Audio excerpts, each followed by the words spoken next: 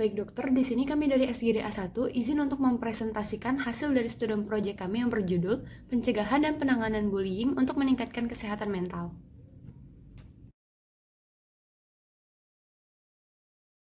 Baik, saya izin untuk menyampaikan latar belakang dari studi proyek yang telah kami buat.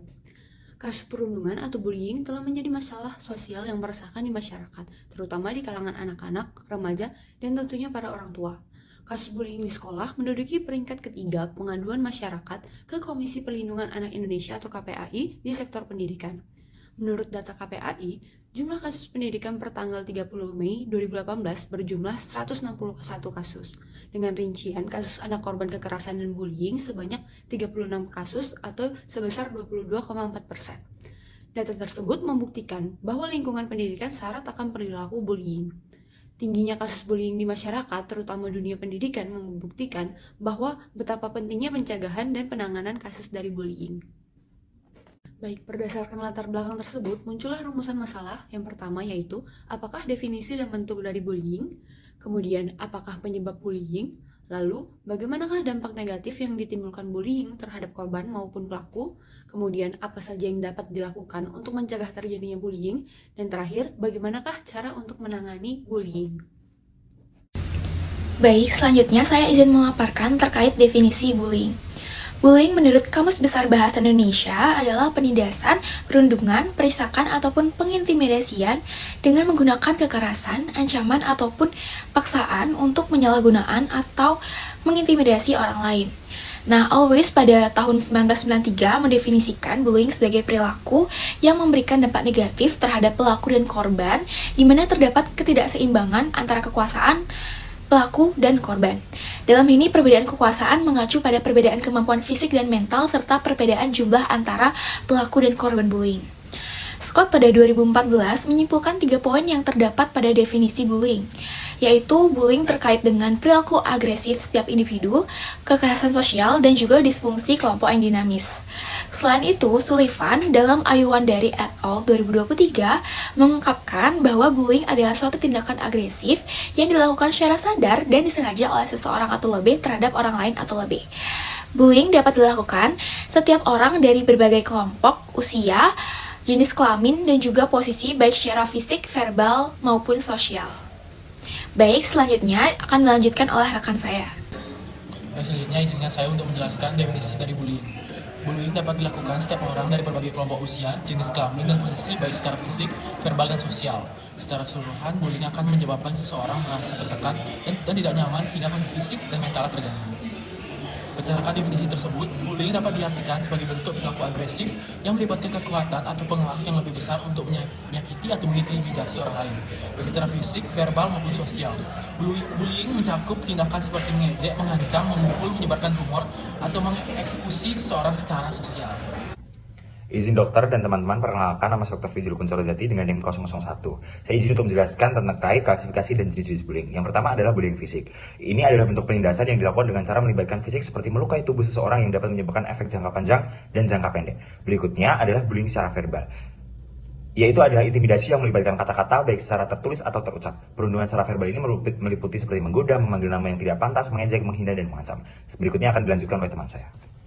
Selanjutnya saya akan menjelaskan mengenai klasifikasi dari bullying yang ketiga, yaitu cyberbullying. Sebelumnya, perkenalkan saya Triwanda Century dengan 3 digit terakhir 079.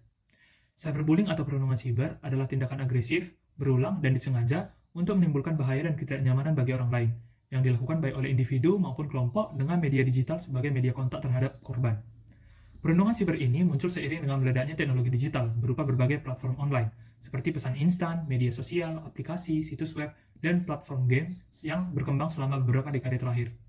Hilangnya batasan ruang dan waktu, audiens yang lebih luas, peningkatan rasa kebebasan pengguna, kepermanenan konten, serta keanonimitasan di dunia maya juga memperbesar peluang perundung dan korban terlibat dalam perundungan cyber.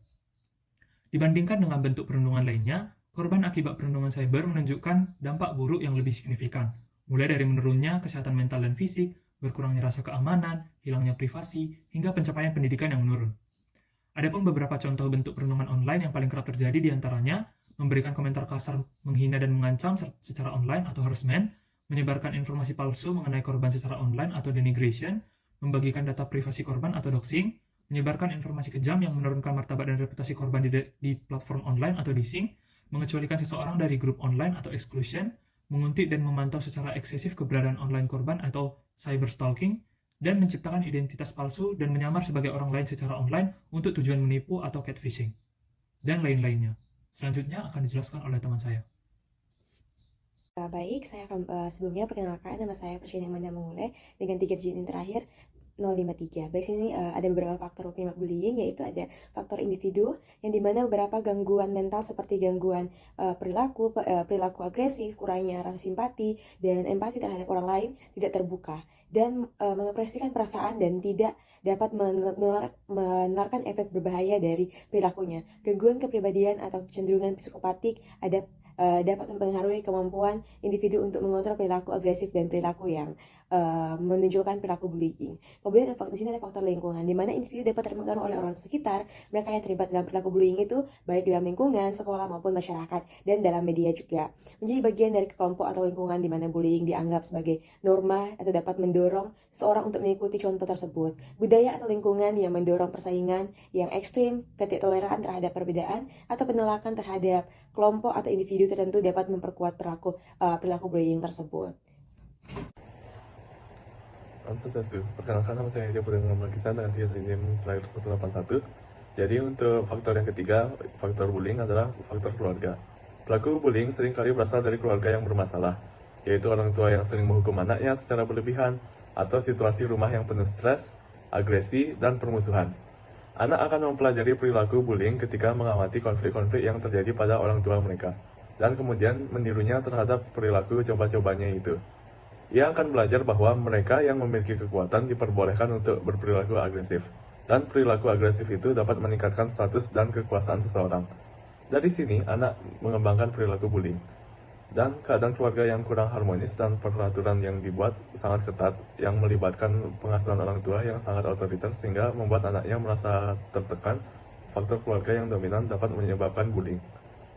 Sekian dari saya, untuk berikutnya akan dilanjutkan oleh teman saya. Baik, selanjutnya saya akan menjelaskan mengenai dampak bullying bagi korban. Sebelumnya, perkenalkan, saya Pas adalah Tabunan dengan 3 digit terakhir 204. Baik, dampak bullying bagi korban, seperti kita tahu bahwa bullying dapat dalam bentuk fisik maupun verbal.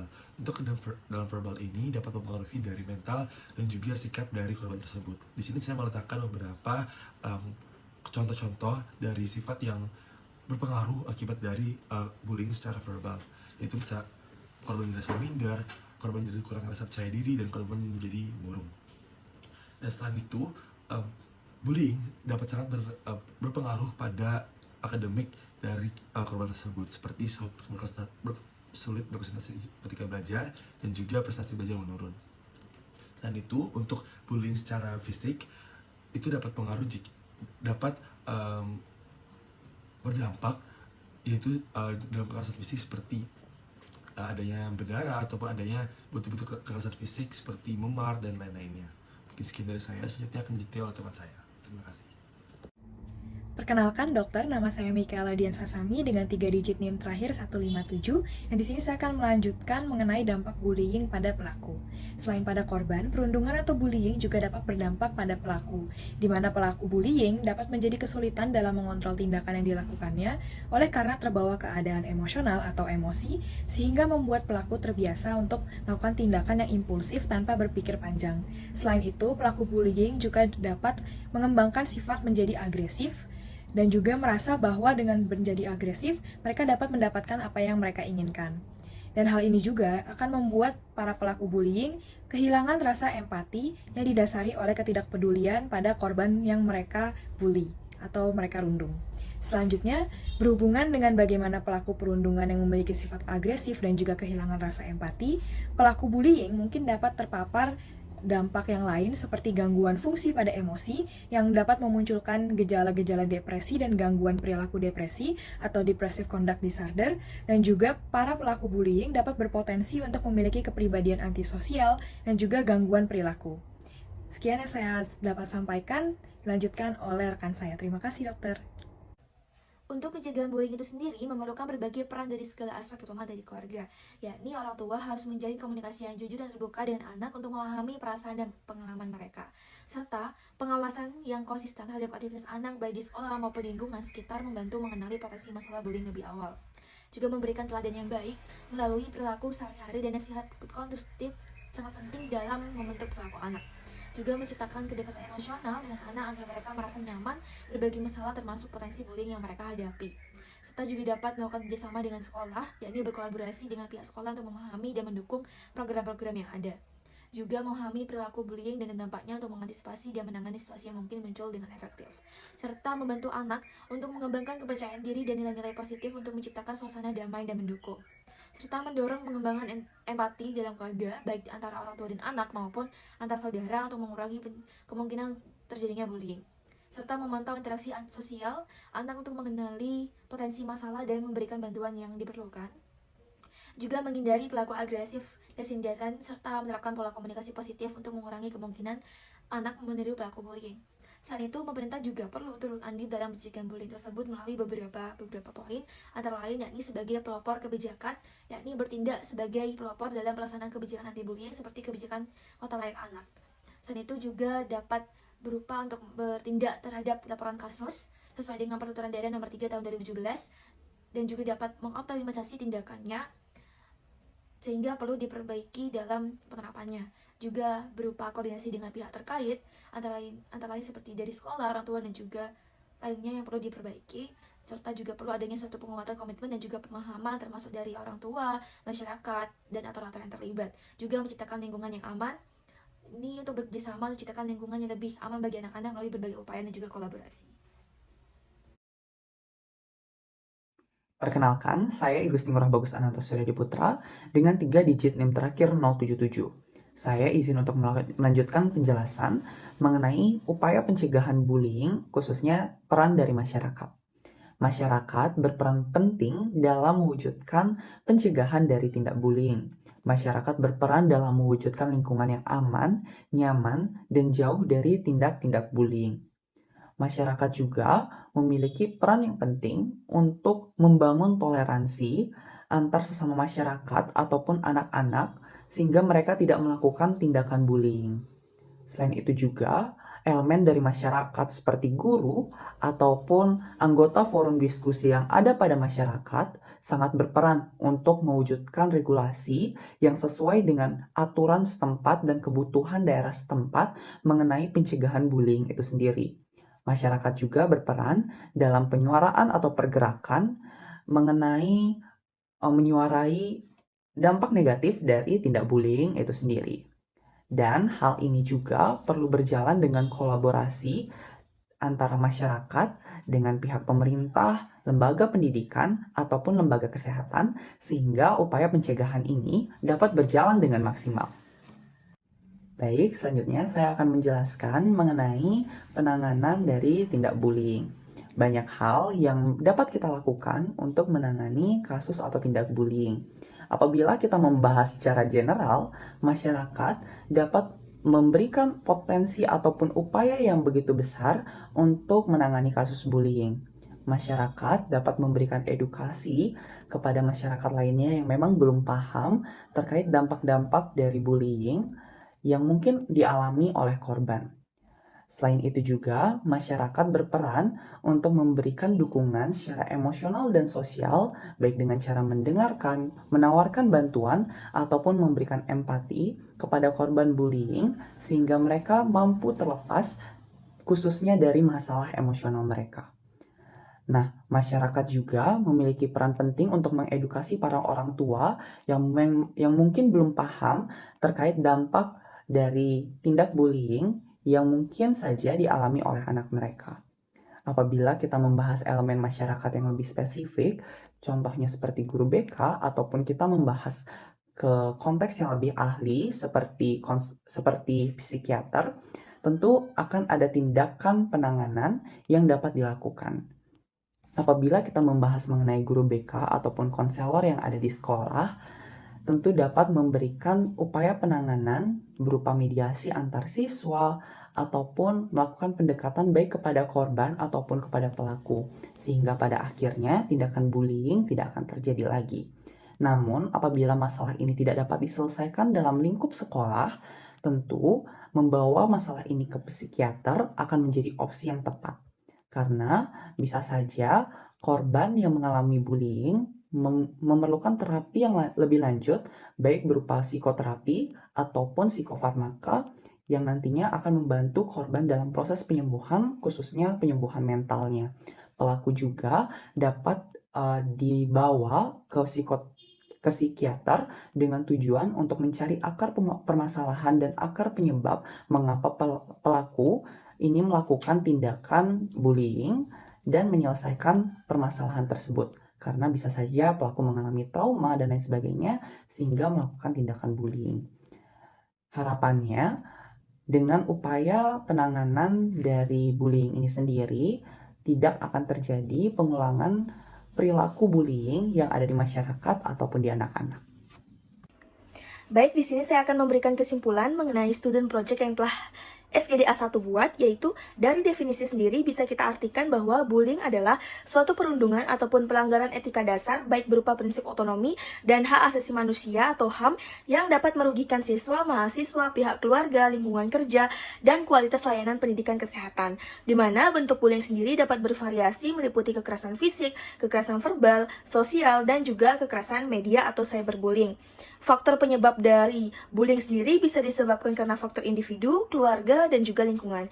Di mana faktor individu bisa disebabkan karena adanya gangguan mental ataupun gangguan perilaku, dan juga faktor keluarganya meliputi dari hubungan keluarga yang tidak harmonis sehingga berdampak pada perilaku dari masing-masing anak. Dan dari faktor lingkungan itu seperti pergaulan dari orang-orang sekitar seperti lingkungan sekolah, masyarakat, dan juga media sosial. Di mana dampak dari bullying ini sangat berbahaya berupa trauma jangka panjang pada korban, di mana berupa penarikan diri dari adanya lingkungan sosial. Maka dari itu, penting sekali untuk kolaborasi dari berbagai pihak dalam menangani kasus ini, sehingga menjadi poin utama untuk mencegah adanya kasus bullying kembali. Seperti partisipasi dari seluruh elemen yang menyusun suatu regulasi pencegahan bullying dengan menyesuaikan konteks dan kondisi dari setempat. Tanpa adanya kolaborasi dari seluruh elemen masyarakat, maka pemberantasan bullying tidak akan pernah bisa terjadi, dikarenakan kasus bullying dapat terjadi di seluruh strata sosial, mulai dari yang terkecil hingga yang terbesar, yaitu di masyarakat. Solusi yang bisa kami tawarkan yaitu dapat berupa pencarian akar penyebab pelaku tersebut melakukan tindakan bullying, kemudian membantu penyelesaian masalah antara pelaku dan juga korban, dan tindakan lainnya yang sejenis sebagai suatu upaya yang bisa kita lakukan untuk membantu menangani permasalahan yang ada, sehingga nantinya diharapkan dapat memberikan kesejahteraan, keamanan, serta perlindungan bagi korban yang terdampak kasus bullying. Baik, adapun saran yang bisa saya sampaikan, yang pertama, perlu adanya pengembangan program anti-bullying yang terintegrasi dengan baik di kalangan siswa ataupun mahasiswa dengan kebutuhan yang menyesuaikan dengan komunitas mereka masing-masing. Yang kedua, memberikan dukungan secara emosional dan psikologi yang memadai kepada korban berupa konseling agar dapat mengatasi dampak negatif dari bullying itu sendiri. Dan yang terakhir, perlu dilakukan adanya penelitian yang berkelanjutan untuk mengidentifikasi metode intervensi yang paling efektif dalam mengeksplorasi teknologi yang bisa nantinya memitigasi kasus dari bullying. Baik, sekian yang bisa disampaikan dari SGD A1, saya ucapkan terima kasih. Om Santi Santi Santi Om.